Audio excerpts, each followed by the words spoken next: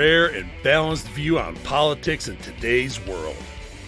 Based on facts, born of rationality, common sense, and logic, providing context on today's events.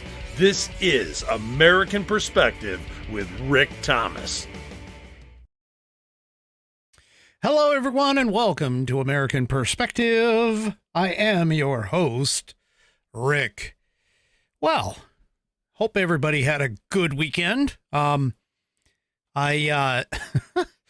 can tell you this much. I have a package over here that apparently is from some of the Whiskey Warriors.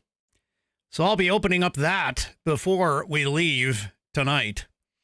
Also, too, yeah, I guess that's really it. I thought I had something else. It came in the mind and just went. It's like, anyway, so hope everybody's weekend went well, and, we will go ahead and get some things kicked off here. And, I guess I'm supposed to say the WWH family as well. That's out there too. Anyway, so we'll just have to go. No, 3 Chevy, as far as I know, the package isn't ticking. Although if all of a sudden I drop off for no reason, in a brilliant flash of bright white light, you'll know. Anyway. Yeah, all right, enough of that. Okay, let's go ahead and get things kicked off here with the Pledge of Allegiance. Tonight's Pledge of Allegiance will be led by Definitely Not Karen. I haven't seen DNK in a while, but hopefully he'll come by. But anyway, let's go ahead and if you are of mind, please stand, remove your hat if you're wearing one. Place your hand over your heart and follow along with Definitely Not Karen in the Pledge of Allegiance. I pledge allegiance to the flag of the United States of America and to the republic for which it stands, one nation, under God, indivisible, with liberty and justice for all. And thank you, Definitely Not Karen, for sending us that wonderful rendition of the pledge. If you would like to hear your rendition of the pledge played here on the program, it's really not that difficult. All you need to do is record yourself reciting the pledge in your style, and then, of course, taking that audio or video file and attaching it to an email, sending it off to me. Send it to fans, F-A-N-S, at AmericanPerspective.online. That's fans, F-A-N-S, at AmericanPerspective.online. All right, and tonight's headline sponsor is... Oh, I thought I had that queued up. Is theflagshirt.com. That's right, theflagshirt.com is where you can get all kinds of fantastic patriotic styles. They have a list now of some patriotic bestsellers that you can go and you can click on the Shop Now button on their website, theflagshirt.com, and check out all of their patriotic styles. I wear their shirts almost every single show, and I only say almost every single show because there have been a couple of shows that I've worn my own gear, which, speaking about that, if Kat Picaric shows up, she just received her package. Hopefully it came in and fits and everything else is good for her. But head on over to theflagshirt.com and check out all of their patriotic styles. I wear the men's cotton polo shirts here on the program. Many of their different styles are in these patriotic bestsellers, and you can go and check it out for it. If you order $75 or more of their product, they will provide you with free shipping and, get that shipped out to you right away. It is a veteran-owned, veteran-run company. So, of course, we support all of those types of individuals and organizations. So make sure you go and check it out at theflagshirt.com. But I know not everybody can purchase $75 or more worth of gear. Therefore, I am going to help you out. I have put together a special little deal where if you go to flagshirt.americanperspective.online, that's flagshirt.americanperspective.online, you can get a promo code that you can copy and paste in the checkout box at checkout, or the promo code box at checkout at theflagshirt.com, and get yourself $5 off your order. Go to flagshirt.americanperspective.online and you can get a $5 coupon code that you can copy and paste into the checkout, or the promo code box at checkout at theflagshirt.com. Go to theflagshirt.com and get yourself patriotized. All right. So, you remember I was telling you about the Tom Homan AOC arguments back and forth on social media, and how they were kind of going at each other, back and forth. Well, apparently AOC kind of woke up. And I only say kind of. But she kind of woke up.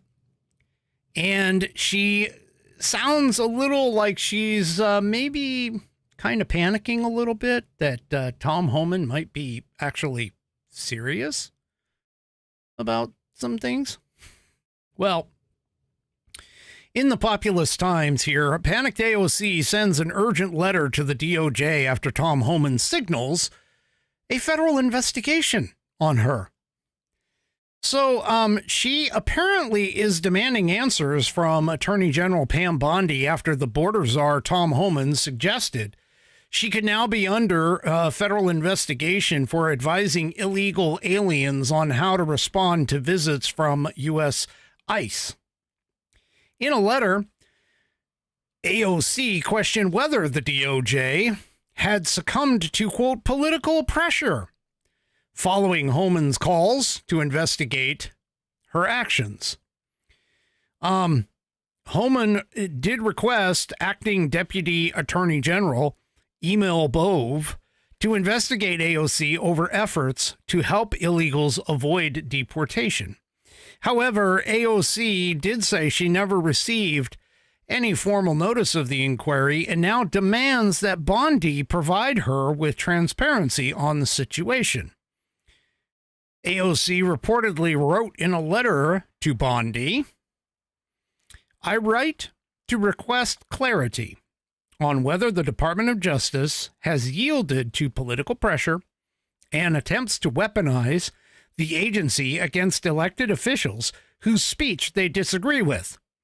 Over the past 2 weeks, border czar Tom Homan has gone on multiple forums threatening political prosecution against me, citing resources I distributed, informing my constituents and the American public of their constitutional and legal rights."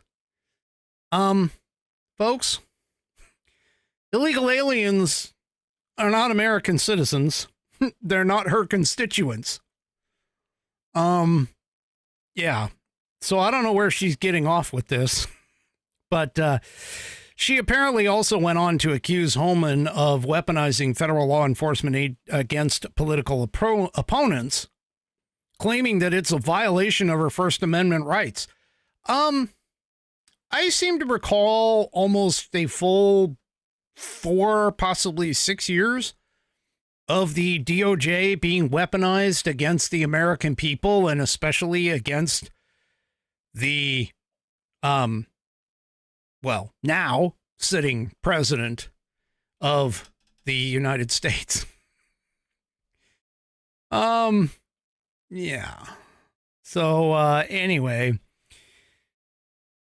she, demanded that the DOJ respond to her inquiry about whether she or her office was actively under investigation for executing congressional responsibilities. Wait, I don't recall congressional responsibilities, including telling illegal aliens how to get away with getting caught. Anyway, she demanded that the DOJ respond by March 5th. Yeah. Anyway.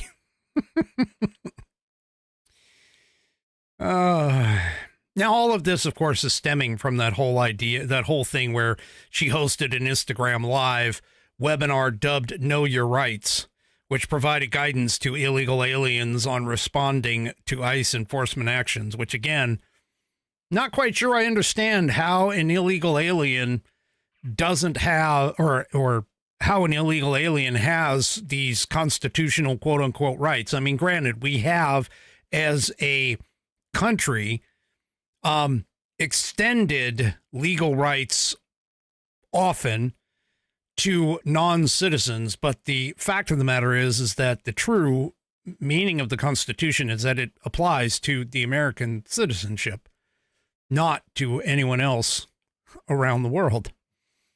So even though, you know, we typically, being the country that we are, saying, okay, you know, yeah, we're going to make sure that you guys are able to, you know, have certain rights and things like that, and we'll respect you as a person and an individual, etc. The reality of it is that, no, it's, we are, the Constitution only applies to American citizens. But anyway. Oh, it's going to be interesting to see what happens there. All right.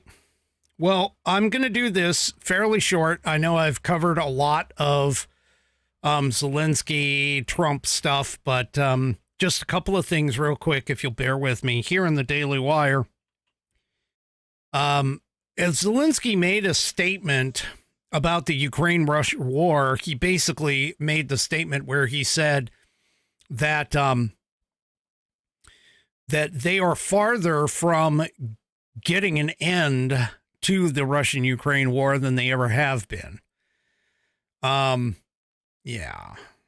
So Trump didn't really like that. So Zelensky predicted that the end was still very, very far away.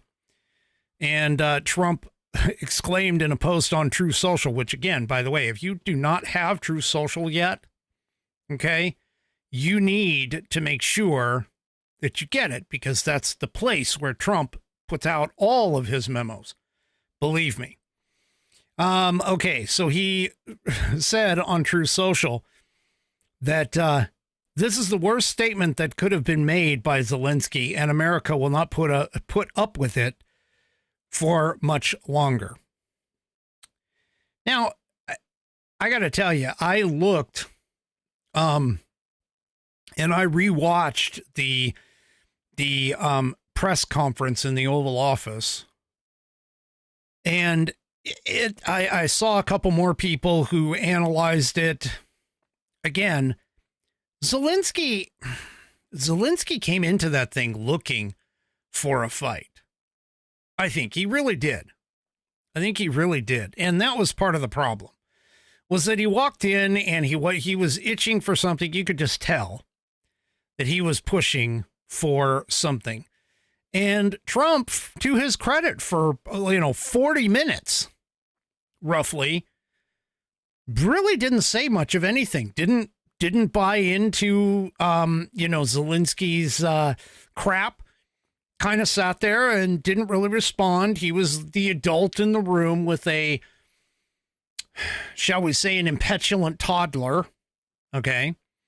And he didn't really do anything up until the point that J.D. Vance decided to chime in and, throw a little fuel on the fire that was coming. And, yeah, it ended up being that that's the case. So anyway,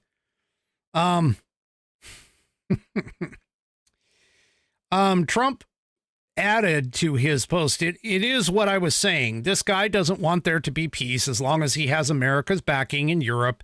In the meeting they had with Zelensky, stated flatly that they cannot do the job without the U.S. Probably not a great statement to have been made in terms of a show of strength against Russia. What are they thinking? So Zelensky, by the way, met with European leaders over the weekend, and they took pictures and all of this other stuff. And he also said that he expects Ukraine's relationship with the United States to continue despite the rare earth mineral deals being cast aside. But that being said, he also did get promises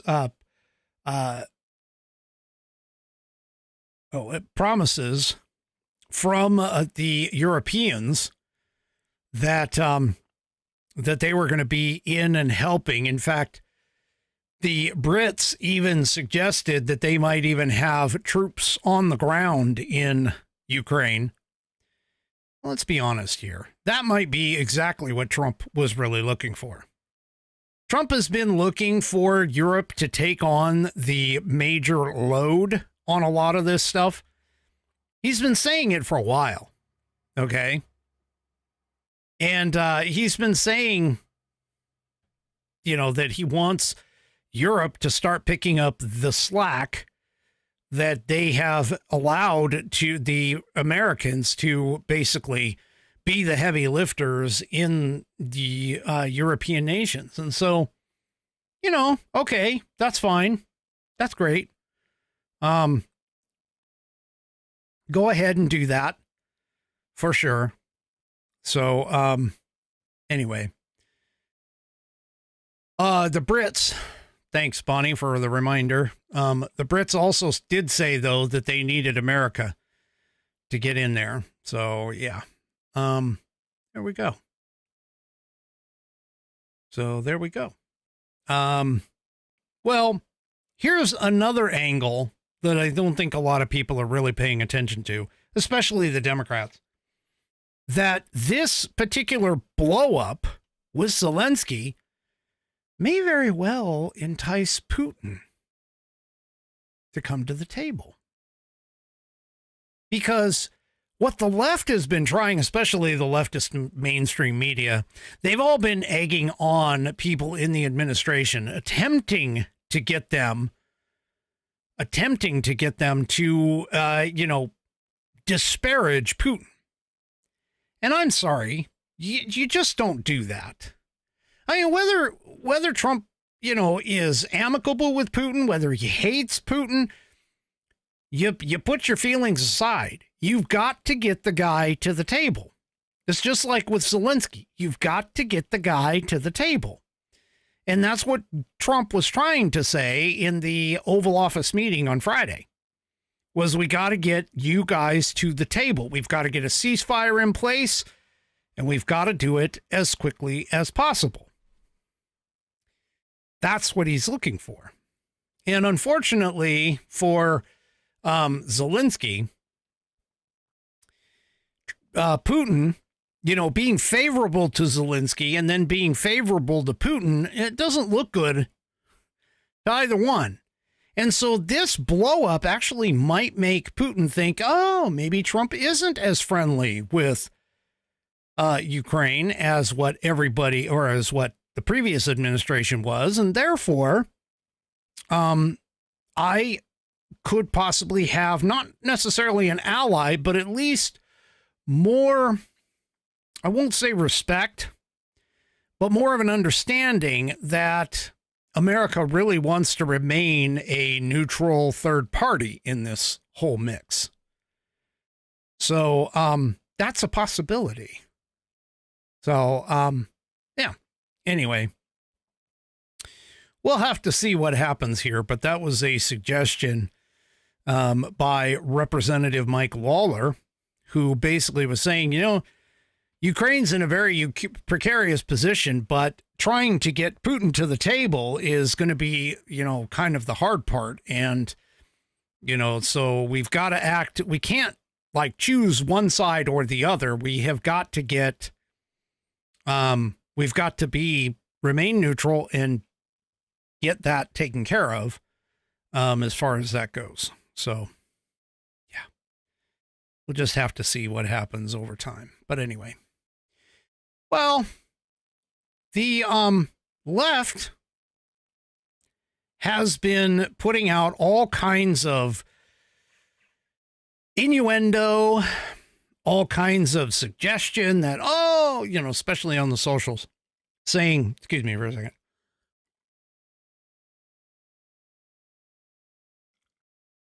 Saying, yeah, Trump's ratings, his approval ratings are falling.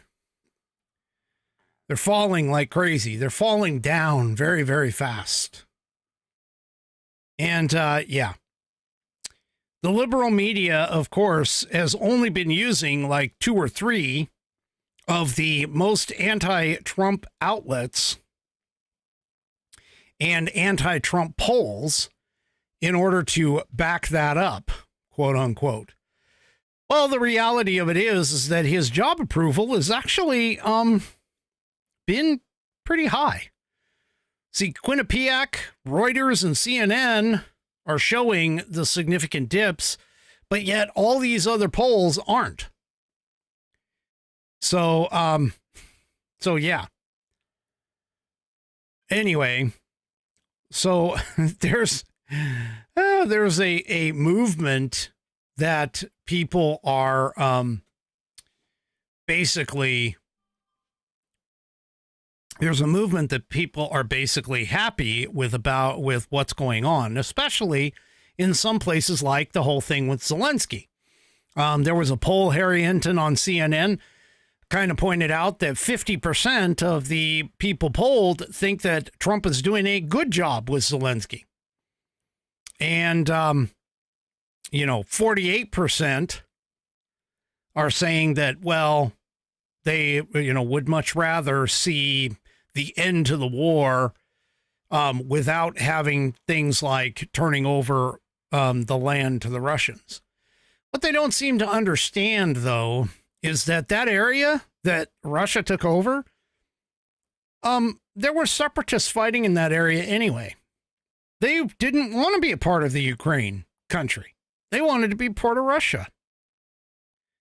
So, again, the mainstream media is falling, and Atlas Intel, according to political polls on X, is saying the most accurate pollster in the 2024 election is showing Trump's approval rating has grown since he took office. Okay, and is now his highest approval rating. So, yeah. There's, well, not like I really care this. I mean, to be honest with you, pollsters are really kind of hard. But anyway. All right.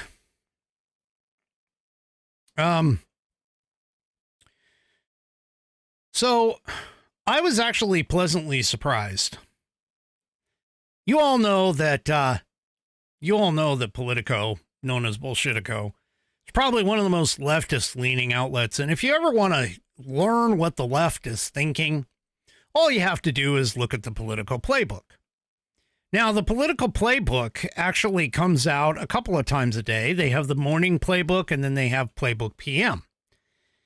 And here, I'm amazed, but here in Politico, the PM playbook, they actually congratulate Trump on racking up some manufacturing wins. They call out the fact that we have, impending tariffs on U.S. From the U.S. to Canada and Mexico, because President Trump was talking about it, was saying that, hey, this is what's going to happen. But they also called out the fact that Honda has decided that it will make its next Civic hybrid. Now, for those of you that don't know, that's a car in Indiana instead of in Mexico, according to Reuters' Meki Shiraki. Oh, wait a minute. I thought tariffs weren't supposed to get these people to go. I thought that tariffs were supposed to be the end of us, Americans. Yet here we have another tariff that has essentially caused Honda to decide to start making a product here in the U.S.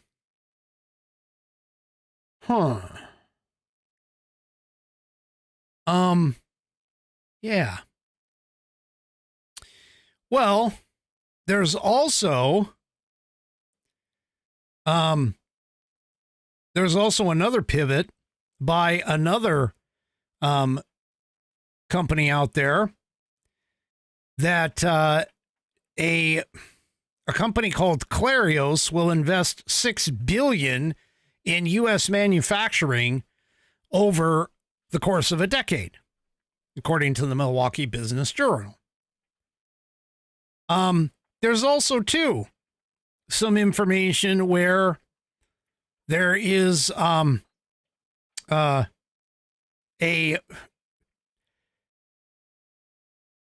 promise by Taiwan Semiconductor Manufacturing Company.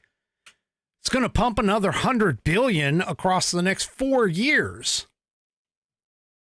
into the semiconductor chips in the U.S. Now, you'll recall those semiconductor chips were touted by Joe Biden, but now we've got some more people that are coming here as well. And then Apple, thanks Tommy over on Facebook pointing this out. Apple is opening something in Houston with an estimated 10,000 jobs coming in. So these tariffs that Trump is threatening to apply are, you're starting to see the shift. You're starting to see the change. You're starting to see more things, more good things coming out of these tariffs. Okay. So, again, folks, tariffs, the way that Trump uses them, yes, they are a tax at their core, but tariffs, as Trump uses them, is incentive to get something done here in the U.S. as opposed to having it offshored like that. Well, Trump is planning on doing that not only in the automobile industry or the chips industry or other manufacturing. Well, he is also seeking to boost U.S. lumber and the timber industries as well. Take a look at this. Here in the Epic Times, Trump seeks to boost U.S. lumber timber industries. Increased timber production will be directly tied to an improvement in land management, according to the White House. Yep.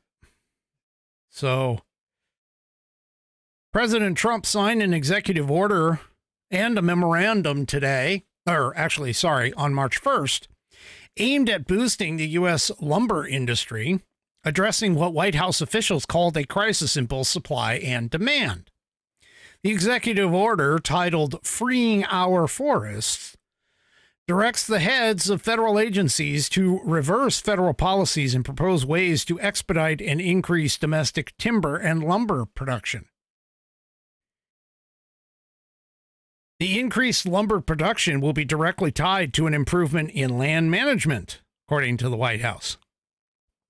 The memorandum will focus on demand, directing Commerce Secretary Howard Lutnick to launch an investigation into possible harm done to the national security by importing lumber. Peter Navarro, who is a senior counselor on trade and manufacturing, said, "Our disastrous timber and lumber policies, a legacy of the previous administration, trigger wildfires and degrade our fish and wildlife habitat." I've told you that in the past, that mismanagement was a pain in the butt. Let's see, he continued, they drive up construction and housing costs, impoverish America through large trade deficits that result from exporters like Canada, Germany, and Brazil dumping lumber into our markets at the expense of both our economic prosperity and national security. That stops today. Navarro said timber refers to the cutting and removal of trees, while lumber refers to the process of turning those trees into boards and building materials. The executive order demands a whole-of-government operation relying on department and agency heads, including the Secretary of the Interior, Agriculture, the Director of the BLM, the Chief of the U.S. Forest Service, and the Director of U.S. Fish and Wildlife, as well as the Secretary of Commerce, through to the Assistant Administrator for Fisheries. Wow, that's a lot of people. To propose ways to expedite production while also improving forest management in ways that are in compliance with existing legislation, such as the Endangered Species Act and the Tribal Forestry Protection Act. So, yeah, there you go. Again, America first. America first. Now, a White House official also clarified that timber refers not just to cutting down of new trees, but also salvaging and clearing already fallen trees. This will not only reduce the cost of building materials, but will also improve wildlife management. So, yeah. So, under the memorandum, Trump ordered Lutnick to submit a report no later than 270 days from its signing that prevents findings on whether timber and lumber imports threaten national security and recommendations on how to mitigate any related security threats, such as potential tariffs, export controls, incentives for increasing domestic production. Lutnick should also submit policy recommendations for strengthening the United States timber and lumber supply chain. That is fantastic. Now, of course, living here in the Pacific Northwest, I don't know how far that's going to go because we have a bunch of Democrat morons who are running us into the ground. Well, as I mentioned, the tariffs are supposed to start on Mexico and Canada tomorrow. Trump is supposed to set the exact levels according to Howard Lutnick. He said exactly what they are. We're going to leave that for the president and his team to negotiate. So, yeah. They are supposed to resume as planned tomorrow, but that the president will establish their exact levels. Now, President Trump had previously promised to impose 25% tariffs on both countries after March 4th, on March 4th, after previously pausing them during negotiations over security of their borders with the United States. While speaking with Fox News on Sunday, Lutnick did say that Canada and Mexico have done a reasonable job securing both borders and that Trump is deciding what the final tariff levels are going to be. So, yeah.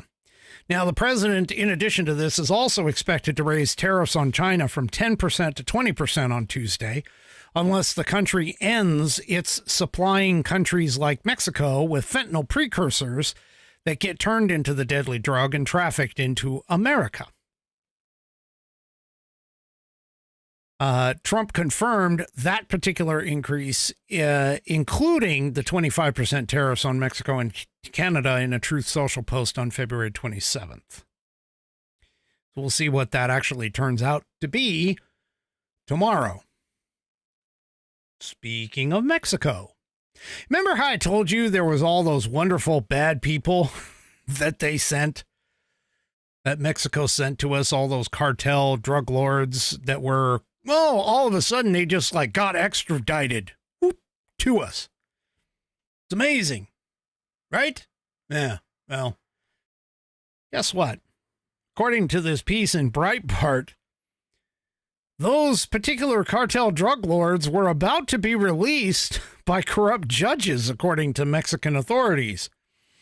Their top security officials revealed that they had information that some of the 28 top cartel drug lords extradited to the U.S.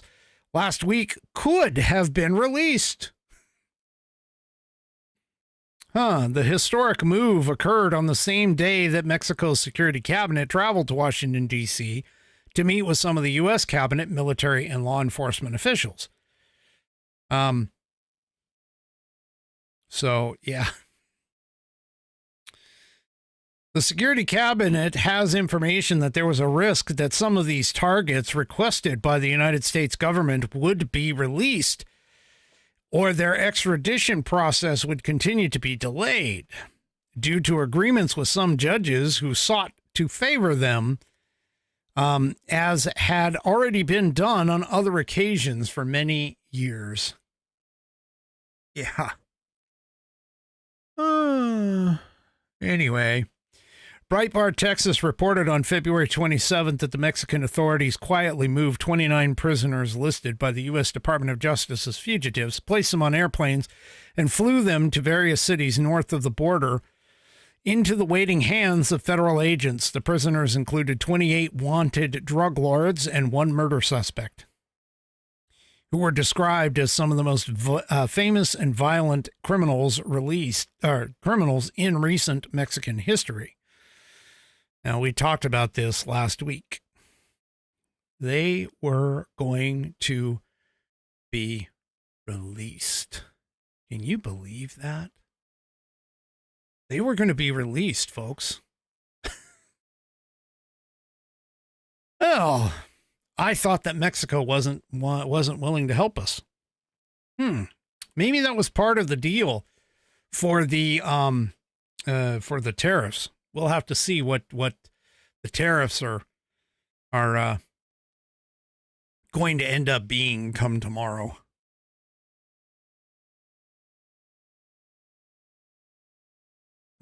Sorry, had to take a drink there. Mouth got dry. All right. Well, let's see. We've stacked up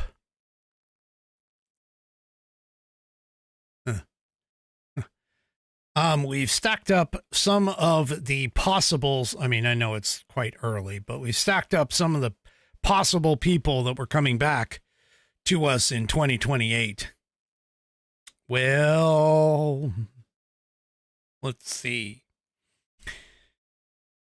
We have Kamala Harris as a possibility. We have AOC as a possibility. We've even had Pete Buttigieg as a possibility. One guy, though, that I was hoping we would never, ever see again. In fact, I even post on his, oftentimes whenever I see his posts on X,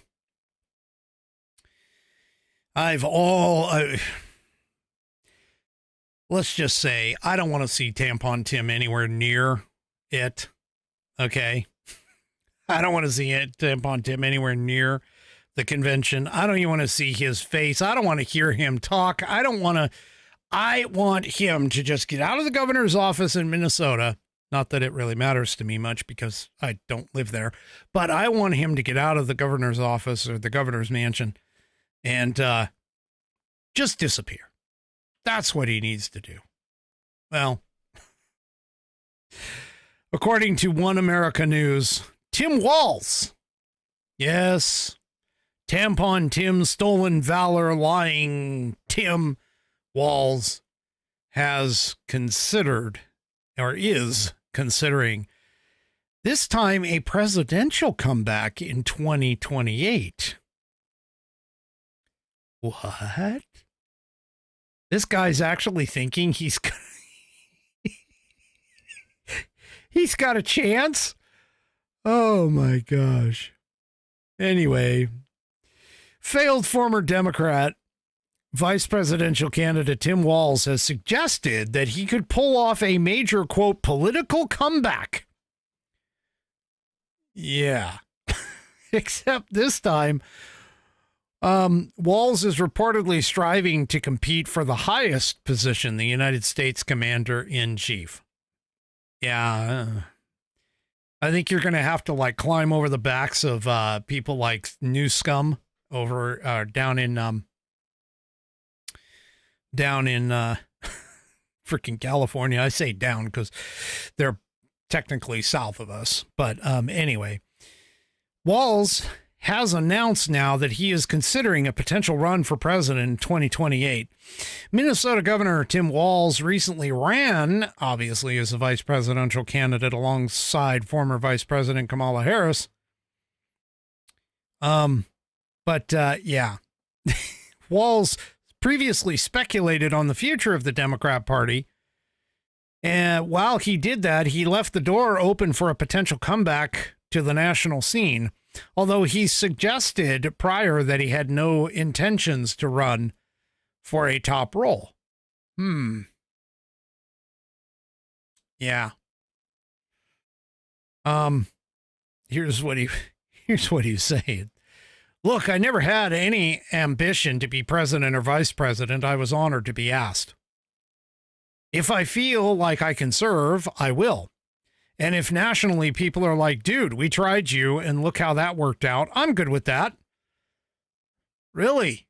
You're good with that? Then why are you saying that you would come back? I mean, we've already tried you. Look at how that turned out. Your ass is gone, dude. Go just fade off into historical obscurity, please. Just do so. He continues by saying, if I think I could do something, I would certainly consider that. I'll do whatever it takes. I certainly wouldn't be arrogant enough to think that it needs to be me. Oh, really? Oh, really?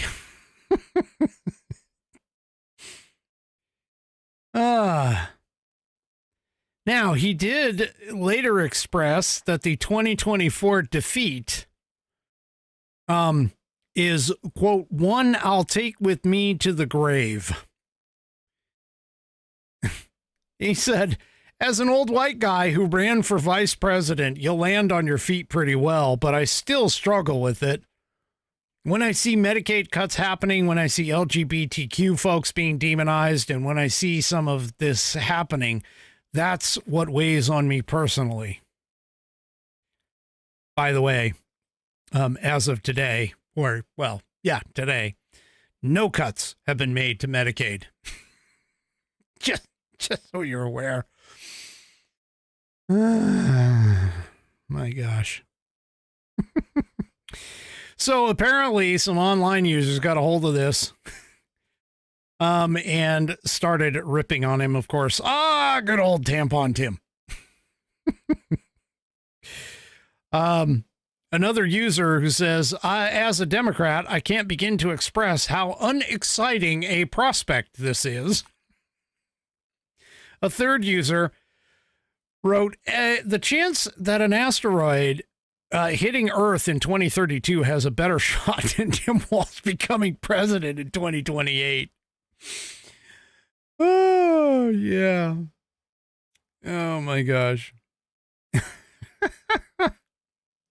Anyway. Oh, my gosh, he is gone. Oh, God, he just needs to go. I'm sorry. I applaud the guy. He got plucked out of nothing to go and stand on the top stage or whatever and made a complete fool of himself. And apparently owns no mirror to look in the mirror and go, that was the dumbest thing I ever did. So, yeah. Oh my gosh, he just needs to go away. He just needs to go away. That's just all that there is. He just needs to go away. Speaking of something going away, especially for all you old timers. Now, I never had an account with this. I did use it recently because of somebody else having it and preferring to use that platform. But for those of you who are of the Skype user groups. This in the Epic Times. Skype is shutting down. It will end in May. Skype is going bye-bye. So if you use Skype, you need to think about where you're going to go next. Microsoft is pushing Teams as the new hub for global connectivity. But apparently, they have decided that Skype is no longer going to be a purpose of them. Jeff Tepper, who is the president of collaborative apps and platforms at Microsoft, announced in a statement on February 28th that Skype will fully shut down on May 5th. Users are now being directed to go to Microsoft Teams, which the company describes as a more modern hub for communication and collaboration. Tepper wrote, the way we communicate has evolved significantly over the years. From instant messaging to video calls, technology has continuously transformed how we connect with each other. In order to streamline our free consumer communications offerings so that we can more easily adapt to customer needs, we will be retiring Skype in May to focus on Microsoft Teams Free, our modern communications and collaboration hub. So, yeah. Skype was originally introduced in 2003, quickly gaining prominence and becoming synonymous with virtual calls for millions worldwide. Yet in recent years, competing services such as Zoom, Google's Meet, Apple's FaceTime have seen rapid user adoption, overshadowing Skype's once dominant presence. So Zoom reported sharp increases in daily meeting participants beginning in 2020. Gee, I wonder why that happened.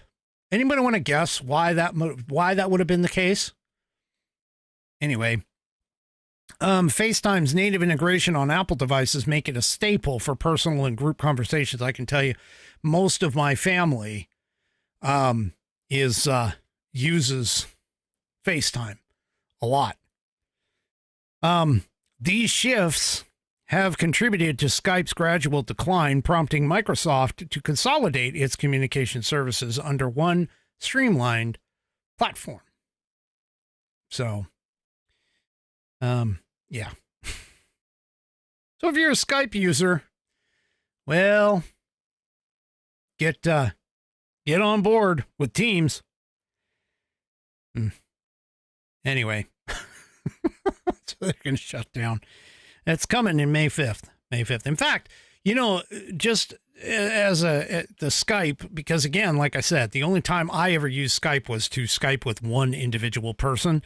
That individual person I no longer interact with anymore for reasons that are beyond the scope of this conversation.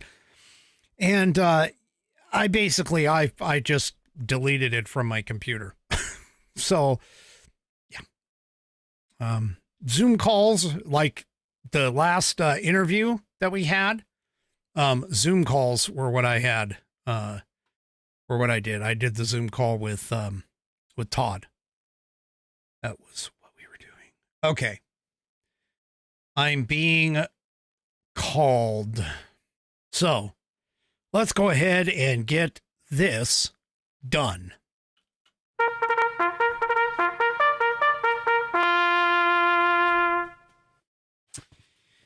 All right. The mailbox has received a package. As you can see, here it is. There it is. Woo. And so let's get out the trusty knife. This is my Truth and Justice knife. Truth up there, justice down there.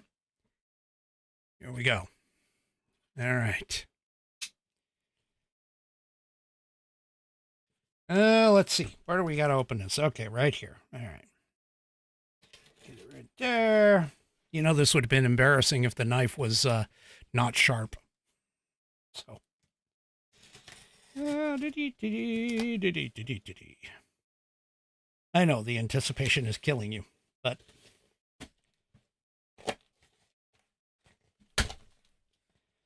Safety first. Always got to make sure you close your knife. Tape sticks to it like crazy. Anyway. All right. Let's put truth and justice away. Oh, did you have to use the packing peanuts? Really? Packing peanuts.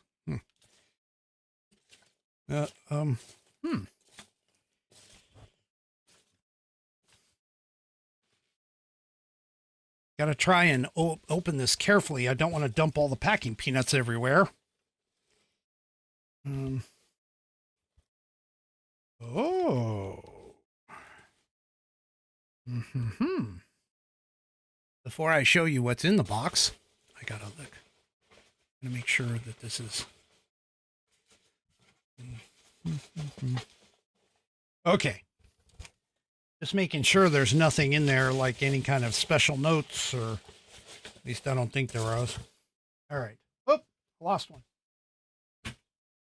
Lost a packing peanut. I'll have to get that. All right. And no, it didn't explode. All right. Well, guys, you ready for the big reveal? Here we go. That's the box. Whiskey glasses, set of 2. Let's see what these guys look like.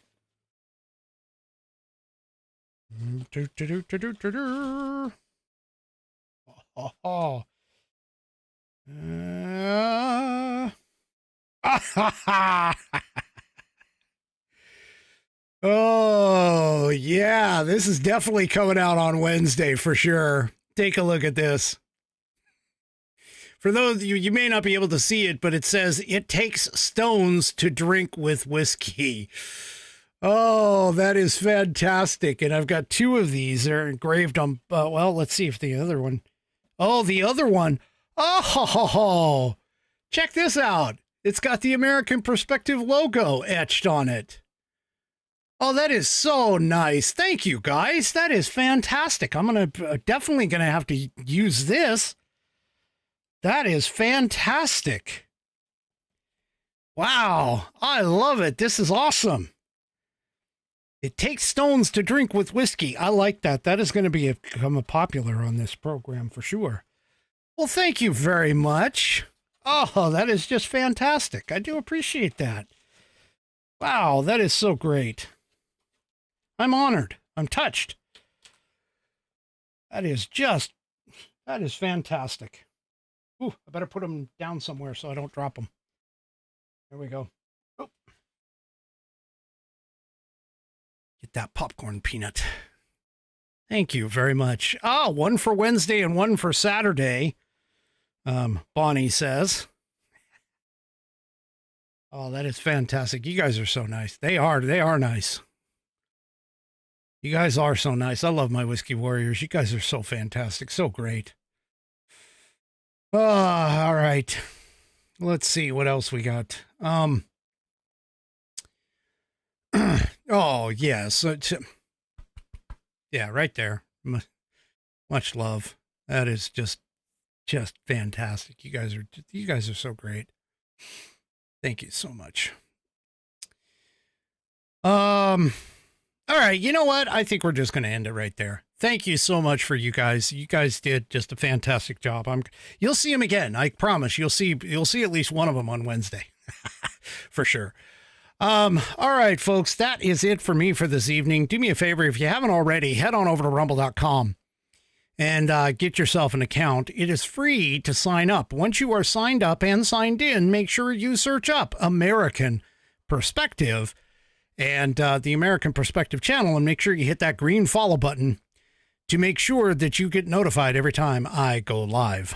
Also, too, don't forget that to hit that thumbs up button, the like buttons, all of that stuff on all of my outlets, whether it is X, Facebook, YouTube, and of course the aforementioned Rumble. Oh, Bonnie is asking if I'm going to stream the State of the Union. I'll have to look at the time. I'll let you know tomorrow for sure. And yes, Bam, don't worry. We hand wash stuff like that anyway. So yeah. All right. We will see you guys tomorrow night, 5 p.m. Pacific, 8 p.m. Eastern time, right here on American Perspective. Have a great rest of your evening. You guys are so fantastic. I gotta go show Mrs. Whiskey what we got. And we will see you tomorrow night. Have a great rest of your evening, and good night, everybody.